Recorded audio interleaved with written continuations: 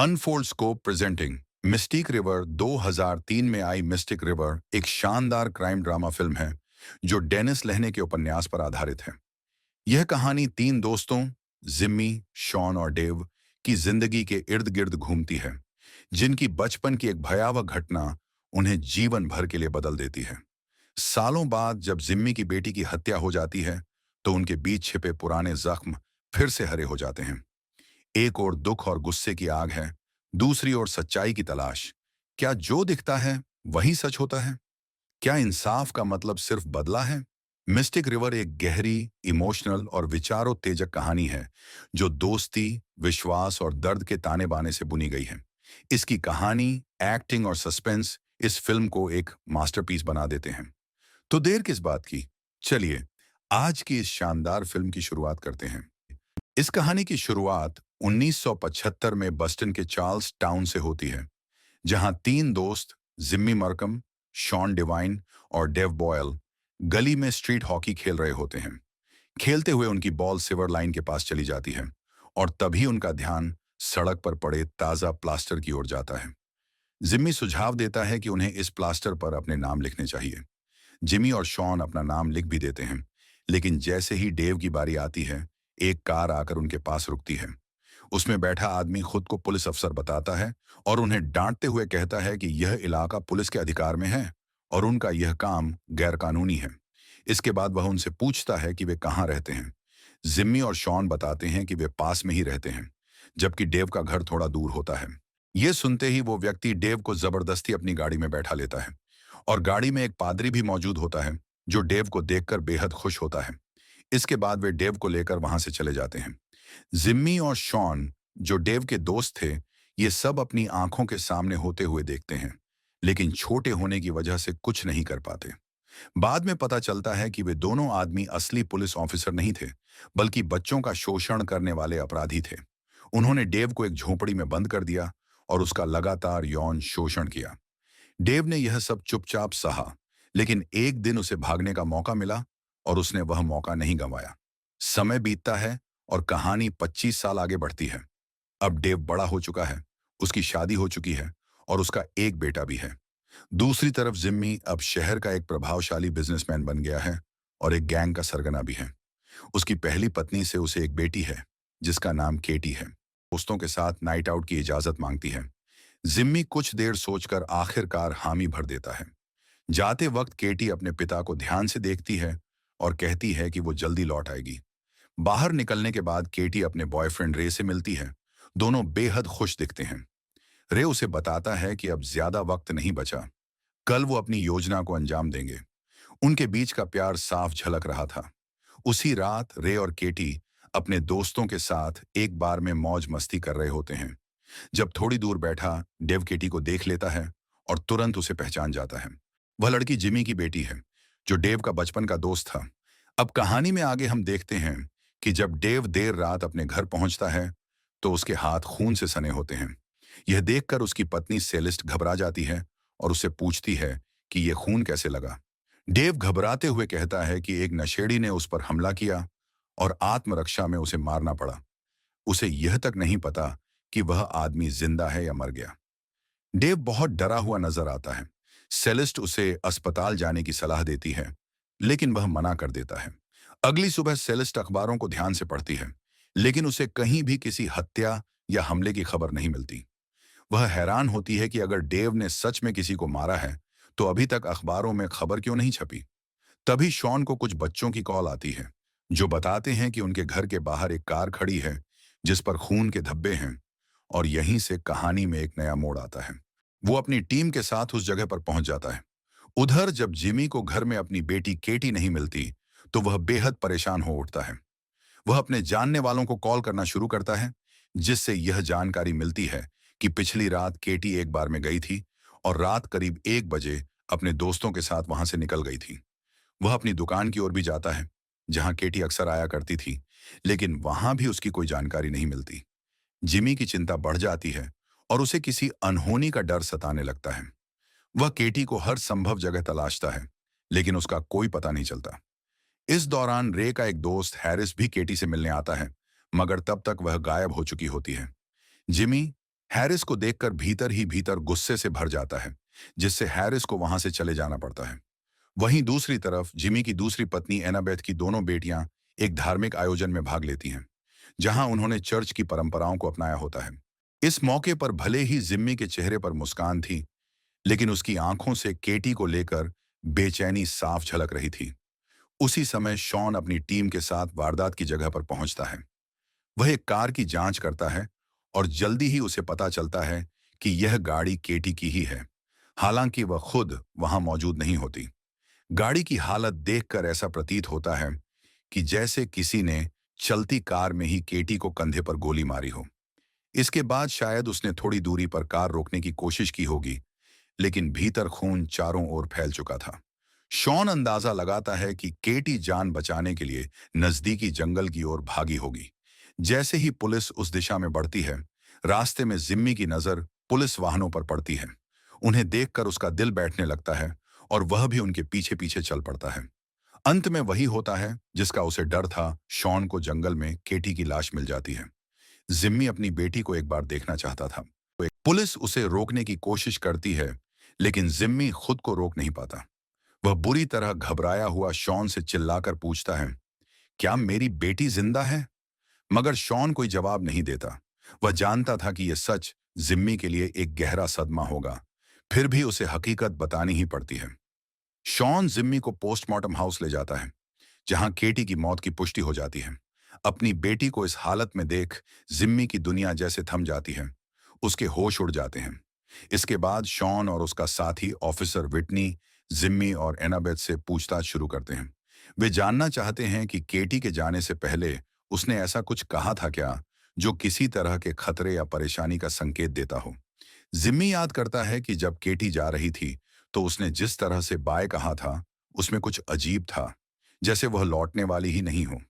लेकिन उस समय उसने इसे सिर्फ अपना वहम मानकर नजरअंदाज कर दिया था। उसी वक्त विटनी जिम्मी से पूछता है कि क्या यह सच है कि वह पहले आपराधिक गतिविधियों में शामिल रह चुका है और कुछ साल जेल में भी बिता चुका है। जैसे ही यह सवाल उठाया जाता है, जिम्मी गुस्से से आगबूला हो उठता है। वह भड़क कर जवाब देता है, यहां मेरी बेटी की हत्या हुई है और तुम मुझसे मेरे अतीत के बारे में सवाल कर रहे हो। कुछ तो शर्म करो। इतना कहकर वह वहां से गुस्से में निकल जाता है। अगले दिन जिम्मी के घर पर रिश्तेदार और करीबी लोग शोक प्रकट करने के लिए इकट्ठा होते हैं।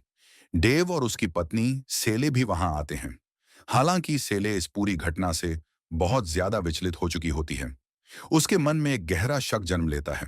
कहीं इस हत्या के पीछे डेव का ही तो हाथ नहीं है। उसे डेव पर संदेह इस वजह से भी होता है क्योंकि केटी की मौत वाली रात डेव भी घर लौटा था और वह खून में सना हुआ था। उधर पुलिस जांच को आगे बढ़ाती है और केटी की कार से एक बैग बरामद होता है। उस बैग में कई होटलों के पेम्फलेट्स मिले हैं, जो किसी योजना या छिपी हुई कहानी की ओर इशारा करते हैं। इसके अलावा पुलिस एक महिला से भी बात करती है, जिसका घर घटनास्थल के बेहद पास था। वह महिला बताती है कि उस रात जब वह बाहर थी, उसने देखा कि एक कार आकर अचानक रुकी थी। उस महिला ने बताया एक आदमी उस लड़की से पहले कुछ बातें कर रहा था और तभी अचानक गोली चलने की आवाज आई। इस गवाही से शॉन को यकीन हो जाता है कि केटी की हत्या किसी अजनबी ने नहीं, बल्कि किसी जान पहचान वाले ने ही की है। इस सुराग को पकड़ते हुए शॉन और ऑफिसर विटनी केटी के दोस्त हैरिस से मिलने पहुंचते हैं। हैरिस उनसे एक और चौंकाने वाली बात साझा करता है। केटी और उसका बॉयफ्रेंड रे जल्द ही लास वेगास भागने की तैयारी में थे। इसी दौरान जिम्मी अपने घर के सामने अकेले बैठे कुछ सोच रहा होता है। तभी डेव वहां आता है और उसके पास बैठता है। बातचीत के दौरान जिम्मी डेव के हाथ पर लगी एक चोट को नोटिस करता है और पूछता है कि उसे ये कैसे लगी। डेव बिना देर किए कहता है कि उसका हाथ दरवाजे में फंस गया था। जिम्मी इस बात को नजरअंदाज कर देता है और भावुक होकर डेव से कहता है, तू मुझे बचपन से जानता है डेव, मैं आसानी से नहीं रोता, लेकिन आज मैं टूट गया हूं। मैंने अपनी बेटी को खो दिया है। यह कहते कहते उसकी आंखें भर आती हैं। उधर शॉन रे से पूछताछ शुरू करता है।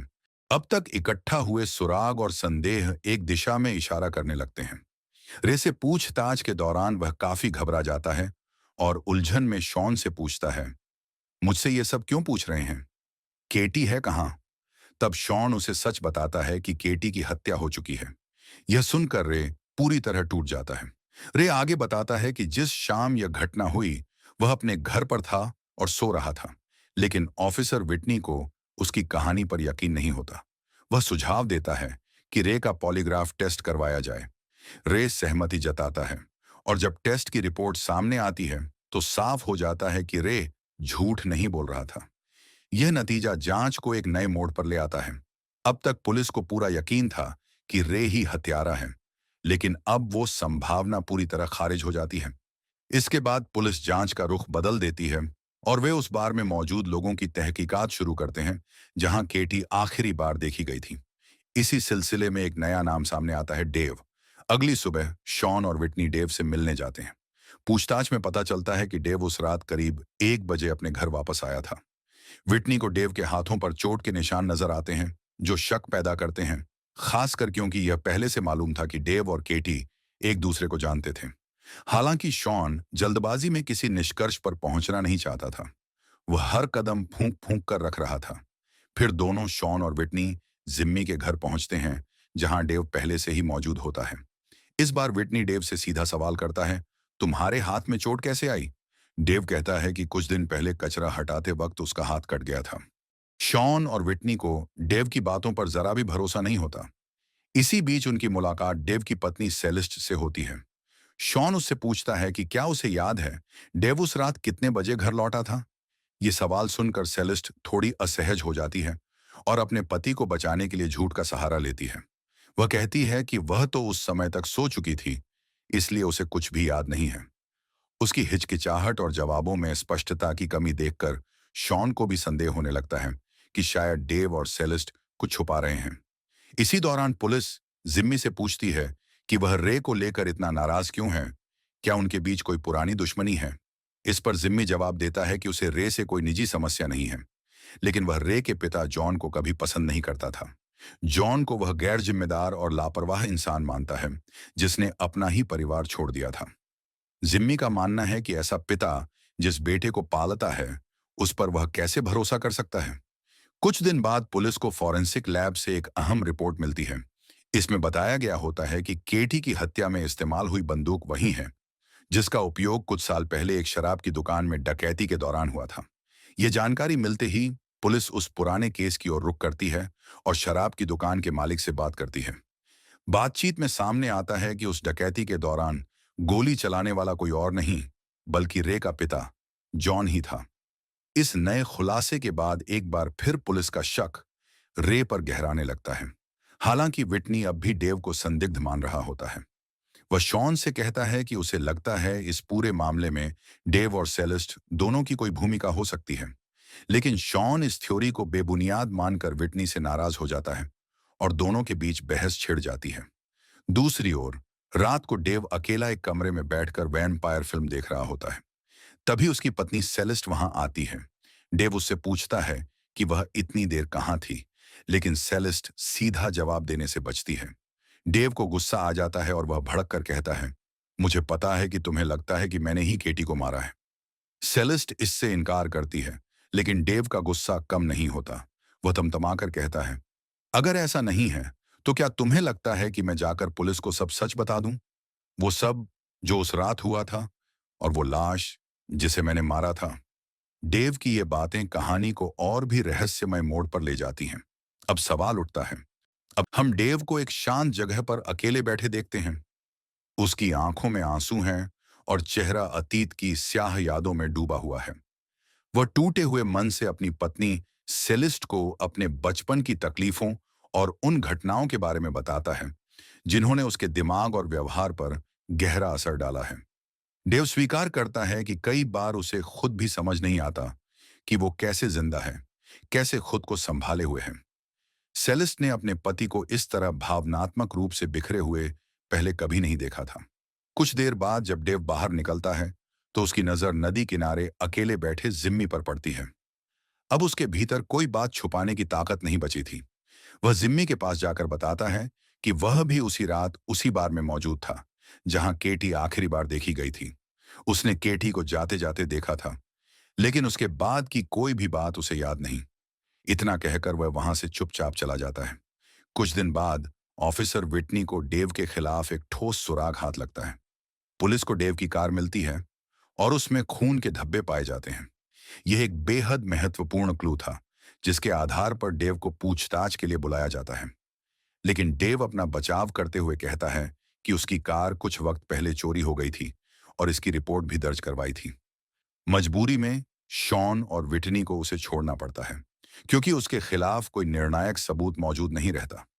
अब शॉन और विटनी यह तय करते हैं कि अगर वे असली कातिल तक पहुंचना चाहते हैं, तो पहले उन्हें उस हथियार का पता लगाना होगा जिससे केटी की हत्या की गई थी। वे रे के पिता जॉन से जुड़े सभी पुराने रिकॉर्ड और केस फाइलें खंगालने लगते हैं। छानबीन में यह बात सामने आती है कि शराब की दुकान में हुई पुरानी डकैती के बाद जॉन को जल्दी रिहा कर दिया गया था, जबकि ऐसे अपराध में कड़ी सजा तय थी। जब वे उस समय के केस ऑफिसर से बात करते हैं, तो एक चौंकाने वाला सच सामने आता है। असल में उस जुर्म को जॉन ने नहीं, बल्कि जिम्मी ने अपने सिर लिया था और वही जेल गया था। उसके बाद से जॉन कभी किसी को दिखाई नहीं दिया। उधर सेलेस्ट एक दिन जिम्मी से मिलने आती है। वह उसे बताती है कि डेव इन दिनों इतना खामोश और परेशान क्यों है। वह बताती है कि जिस रात केटी की हत्या हुई, डेव के हाथ खून से सने हुए थे। यह सुनकर जिम्मी सिर्फ एक सवाल करता है, क्या तुम्हें सच में लगता है कि डेव मेरी बेटी का कातिल हो सकता है? सेलेस्ट रोते हुए सिर झुकाती है और धीमे से हाँ कह देती है। वह खुद भी इस जवाब से टूटी हुई लगती है।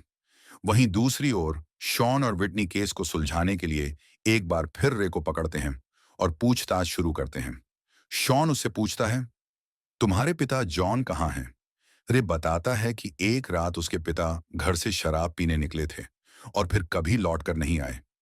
शॉन बात काटते हुए कहता है, मतलब वो मारे जा चुके हैं? रे इसका तुरंत खंडन करता है, नहीं, मुझे नहीं लगता। वो जिंदा हैं, क्योंकि हर महीने मेरे अकाउंट में $500 जमा होते हैं। ये सुनते ही शॉन आपा खो बैठता है। वो गुस्से में चिल्लाने लगता है। लेकिन तमाम कोशिशों के बावजूद उन्हें रे से कोई ठोस जानकारी नहीं मिलती। थक हार कर शॉन अपने ऑफिस लौटता है और उस पुरानी रिकॉर्डिंग को बार बार सुनने लगता है, जिसमें एक बच्चे ने खून से सनी गाड़ी के बारे में पुलिस को फोन किया था। रिकॉर्डिंग सुनते सुनते एक अहम बात उसके दिमाग में कौंधती है। उस बच्चे ने कॉल के दौरान लड़की का नाम नहीं लिया था, लेकिन फिर भी वो जानता था कि गाड़ी में एक लड़की थी। इसका सीधा मतलब था कि वह सिर्फ गाड़ी नहीं, बल्कि केटी और कातिल दोनों को देख चुका था।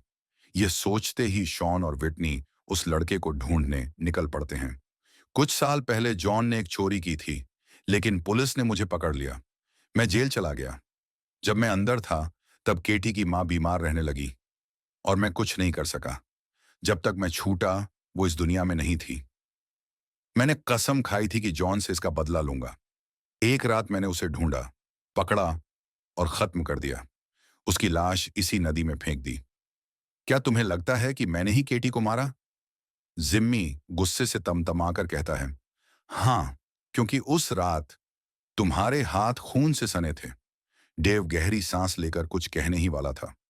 उधर सेलिस्ट एक दिन जिम्मी से मिलने आती है। वह उसे बताती है कि डेव इन दिनों इतना खामोश और परेशान क्यों है।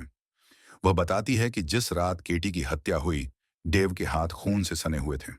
यह सुनकर जिम्मी सिर्फ एक सवाल करता है, क्या तुम्हें सच में लगता है कि डेव मेरी बेटी का कातिल हो सकता है? जब वह बाहर से लौट रहा था, तो उसने एक आदमी को एक बच्ची के साथ घिनौना अपराध करते हुए देखा। यह दृश्य देखकर उसे अपना बचपन याद आ गया, जब उसके साथ भी किसी ने ऐसा ही अन्याय किया था। बचपन की उन दर्दनाक यादों से विचलित होकर उसने उस आदमी को मार डाला। जिमी गुस्से में कहता है कि अगर यह सच होता, तो पुलिस को लाश जरूर मिलती। वह डेव पर झूठ बोलने का आरोप लगाते हुए धमकी देता है, अगर सच नहीं बताया तो तेरी जान नहीं बख्शूंगा। डेव डर जाता है और घबराहट में स्वीकार करता है कि हाँ, उसने ही कीटी को मारा है। वह बताता है कि बार में कीटी को खुश देखकर उसे जलन हुई, क्योंकि उसका अपना बचपन इतना खुशहाल नहीं था। वह तब टूट गया था जब उसे जबरन एक गाड़ी में बैठाया गया। इन्हीं भावनाओं के आवेग में उसने कीटी की हत्या कर दी। यह सुनते ही जिमी का गुस्सा 7वें आसमान पर पहुंच जाता है। वह बिना देरी किए अपना चाकू निकालता है और डेव के पेट में बेरहमी से घोंप देता है। जब डेव जमीन पर गिरता है, जिमी उसके सिर पर गोली मारकर लाश को नदी में फेंक देता है। इधर रे अपने घर पर अपने पिता की बंदूक ढूंढता है, लेकिन वह गायब होती है। उसे अपने भाई रनी पर शक होता है, कहीं उसने कीटी को बंदूक से तो नहीं मार दिया। आखिरकार रे को लगता है कि रनी नहीं चाहता था कि वह उसे छोड़कर जाए। गुस्से में आकर वह रनी और उसके दोस्तों को बुरी तरह पीटने लगता है। तभी रनी का एक दोस्त बंदूक तानकर रे को मारने ही वाला होता है कि शॉन और विटनी वहां पहुंचकर उसे बचा लेते हैं। अगले दिन शॉन जिमी को बताता है कि कीटी के असली कातिल पकड़े गए हैं। वे दो लड़के हैं जिन्होंने पुलिस को फोन करके हत्या की सूचना दी थी। पूरी सच्चाई सामने आती है। रे का भाई और उसका दोस्त घर पर बंदूक से खेल रहे थे और अचानक चली गोली कार में बैठी कीटी को लग गई। दोनों ने अपना जुर्म कुबहम बचपन में एक गाड़ी में साथ बैठे थे। उसके बाद से वो मुझे कभी दिखाई ही नहीं दिया।